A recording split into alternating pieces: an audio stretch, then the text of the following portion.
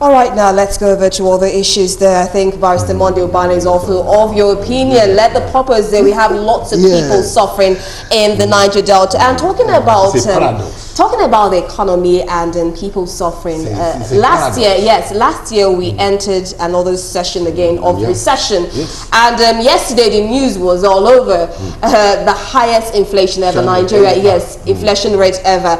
And of course, we talk about inflation. We talk about the rise in prices of food. And of course the low value of your money. So in a situation where you go to the market and before you could spend a lot with 3,000 naira, and now you go to the market and you can't even see what you got with that particular money, then you would know that the country is in inflation. You know, when we say this now, I think a lot of people say, that means we've been in inflation all this while. But it's getting worse. According to economics and of course statistics, it's getting really worse, and lots of economists have been complaining about this. And joining us live on the program also to discuss this is Samson Shoaibi. He is a financial expert, and of course we'll be talking more on Nigeria's rising inflation. So thank you very much, Samson Shoaibi, for joining us on the show.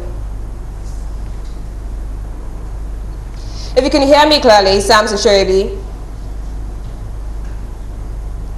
All right, we'll get back to him later. But let me hear your views now, Ayobade. You see, it's a paradox. I mean, not just a paradox, a very, painful one. This is God's own blessed country. What do you want God to do for us again? But you have that problem of not having the right leadership to do the right thing as at when due. I mean, I've had the interactions with some seasoned economists. One or two of them, they are even advisors to the federal government on economic reforms. And the man explained, one of them had to come to Bells University of Technology to deliver the annual lecture, and it had to do with this recession. The other time it came up, and he gave an analogy that it's just like having somebody in the pit, and you are trying to bring out that person from the pit. And it has to do with, one, what are the factors there that will more or less favor production. Two, the issue of insecurity, and it's persisting for far too long, and we are seeing the effect now. It's a domino effect. It's a spin-off effect. As long as this insecurity is there, what do you have? All these issues are cropping up. Food inflation is there because what? I mean, let's not deceive ourselves. Some of these food items are coming from the north, and most of these states there are affected, and the issue has not been really tackled. All we hear are billions and billions being spent, but it's not really impactful materializing as far as the economic situation is concerned. And according to the National Bureau of Statistics, NBS, the issue is this: for the last 16 months, it's a stretch. So it's not just now. Not just now. It has never happened for very many years. I don't think Nigeria has ever experienced such an issue before. 16 good months, and then you look at what happened in December to January. I mean, it's spiraling. It's escalating. It's going on and on and on and on. So, and economists has also warned that it will get worse. So what do we do? You have to tackle this insecurity. You have to provide security for the farmers, security for, in fact, all the stakeholders. As far as a value chain, when you look at the food, if we are talking about food, even before we talk about the transport fare and all the rest, it's a value, the production, the raw material, the processing, the preservation, and then you talk about marketing and all the rest. When you look at all the value chain, the factors that facilitate economic production, they are lacking. So we have to do everything humanly possible to get this issue of security right, and that's why some of us have been canvassing. And I have one of them, and I keep saying it: we can't run a country like this. I mean, we don't need a big bloated center. We don't need the federal government controlling what it should not even worry itself about. Yeah. Let there be restructuring, a holistic restructuring.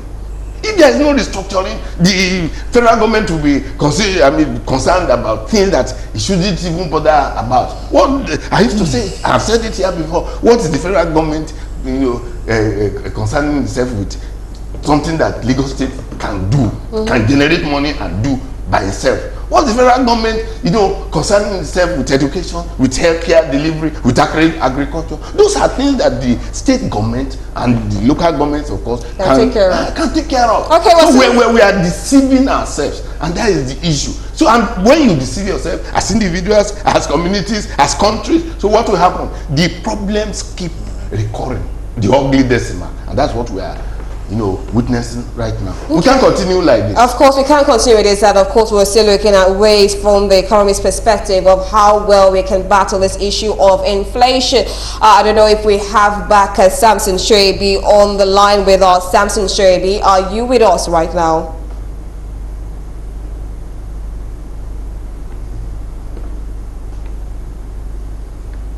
Okay, we're still having. All right. Okay. All right. Thank you very much for joining us on the show at this time, Samson. So we're looking at the issue of inflation, and in your jurisdiction, I'm sure you saw all the statistics given. How well or how best can we combat this issue of inflation in the country? I mean, people are really suffering and people are complaining of the loss of the value of the naira. Okay, so the effect we are seeing today is a product of activities that had happened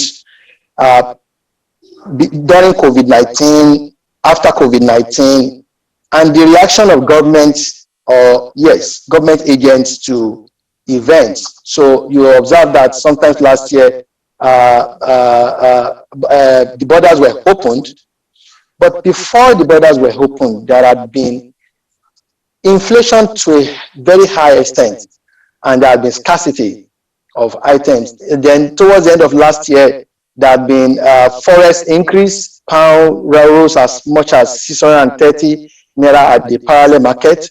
The same thing with dollars. And if you also observe that Nigeria is actually a highly dependent economy, so all these realities are brought to bear the realities we now face today. So, yeah, a lot of economists have actually foretold realities that we are facing today.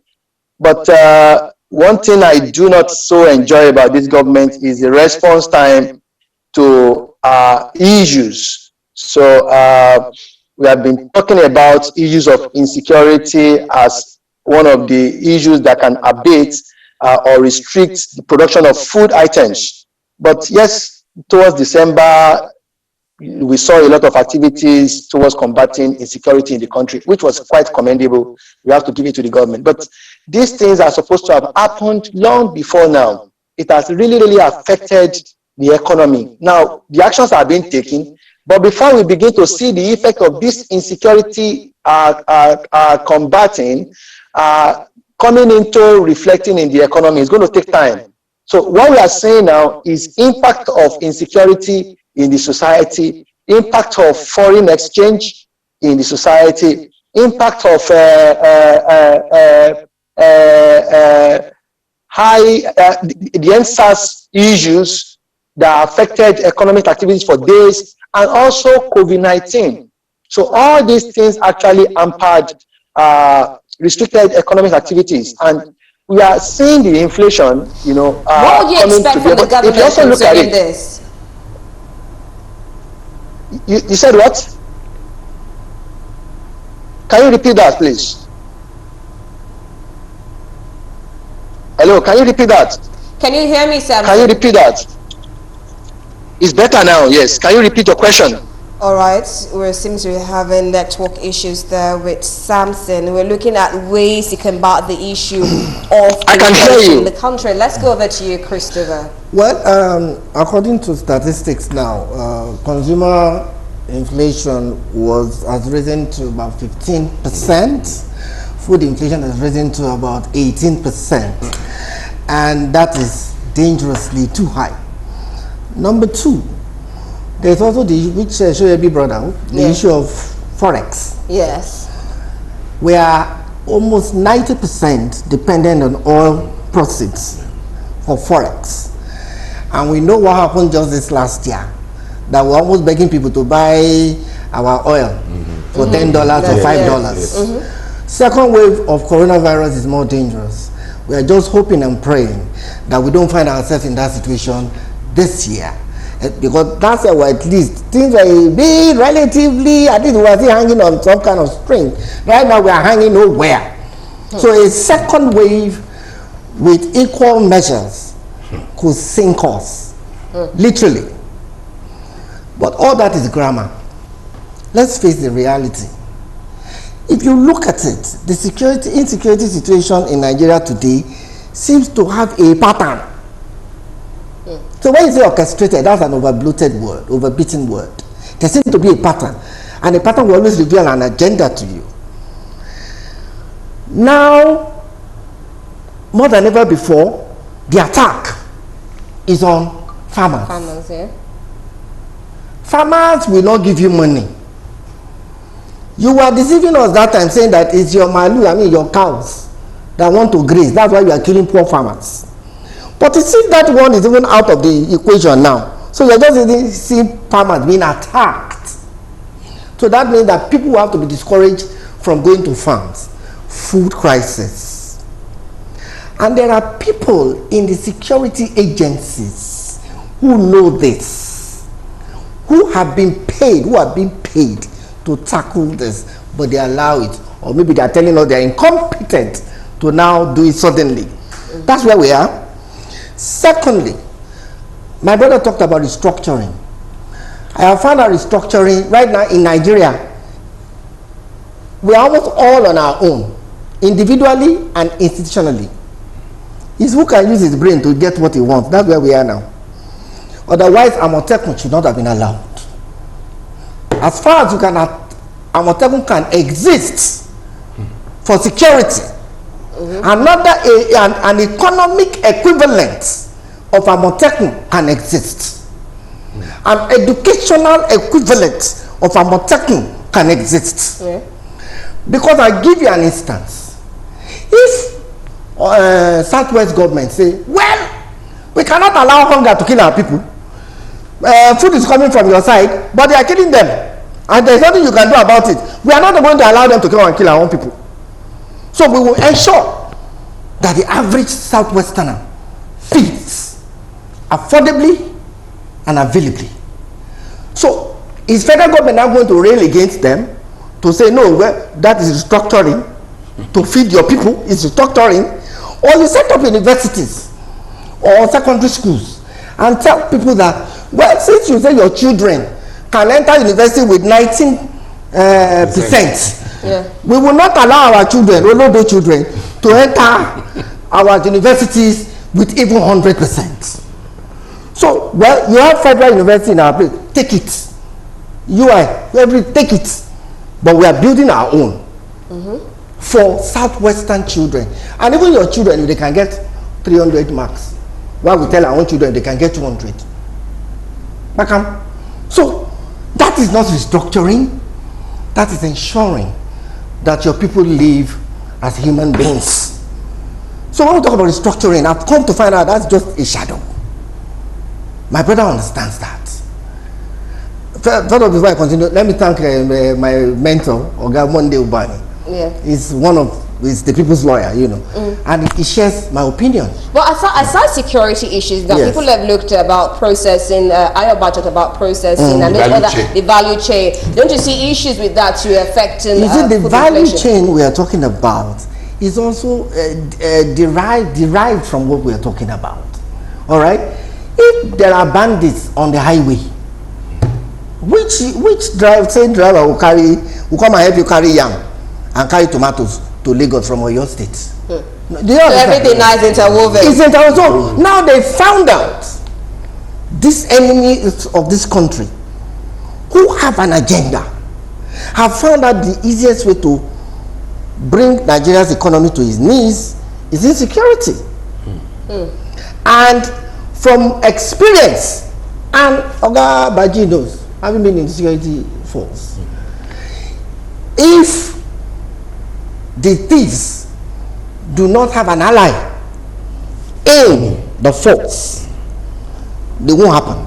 All right. Okay. Well, we expect relevant agencies to take care of that issue. I mean, people are still really complaining about the state of the economy in Nigeria, and of course, no value for the Nigerian naira. Now, still looking at matters affecting the country, and COVID-19 was making headlines last year. We're expecting it not to make headlines this year, but somehow it's just making the headline now. The headline this year, and it's really sad. I mean, it should have gone with 2020, and let's move on with 2021. But to take things seriously, take matters seriously. People are dying from COVID-19. We're once again reminded, please make use of all the safety protocols given. Wash your hand with soap and water. It will not cost anything. Just wash your hands with soap and water. If there's no soap and water, make use of hand sanitizer. It's for your own health. We talked about it. Health is your wealth. If you are not alive, then you cannot live to enjoy the process of whatever you've worked for. So forget any controversy, any conspiracy theories. I think everybody should just have your own personal hygiene there. Just make use of personal hygiene. Make use of your face mask if you're in crowded areas. Of course, due to this, we know that schools were shut down for a while, and the federal government has said there's no going back. January 18. The opening schools, but I think for different varsities, for example, for UI, I think they've cancelled 2019-2020 session. Yes, they've cancelled that session, and they're supposed to resume February 22nd. For the University of Lagos, they said they will resume online, and that will be January 25. That's a week from when the federal government said all schools should be open. And of course, we also have in Niger State, they're supposed to reopen schools January 25 also. For a state like Edo State, there's been a curfew that's from 10 p.m. to 5 a.m. and according to them, I think the schools will be resuming sometime in February. Of course, they're taking lots of major precautions there. And we know that within the week, SANU, ASU, protesters, ASU said the schools were not ready for reopening, but federal government said leave that one aside. The schools are reopening no matter what. And we also know that there was also a committee set up by the Vice President, Yemi Osinbajo, and of course he talked about core members not resuming or going back to the orientation camps. But the federal government seems to want to make sure that things go back to normal. We would understand that, but looking at the figures, the statistics that you're giving us, there are a lot of fears coming, especially with the death profile. I mean, just yesterday we had 1,867 new confirmed cases of COVID-19, and Lagos is topping the chart, and it's not a good chart to be topping at all. To be topping up COVID-19. So Ayobaji, let's have your take now. School resumption amid this dreadful COVID-19 pandemic that we're struggling to deal with. Thank you very much. Health is wealth. Yeah. Let me say this. We must all admit that the challenge of COVID-19 is what we call a clear and present danger. Not believing in it, that thinking that is not true. Not adhering strictly to the safety protocols and the guidelines.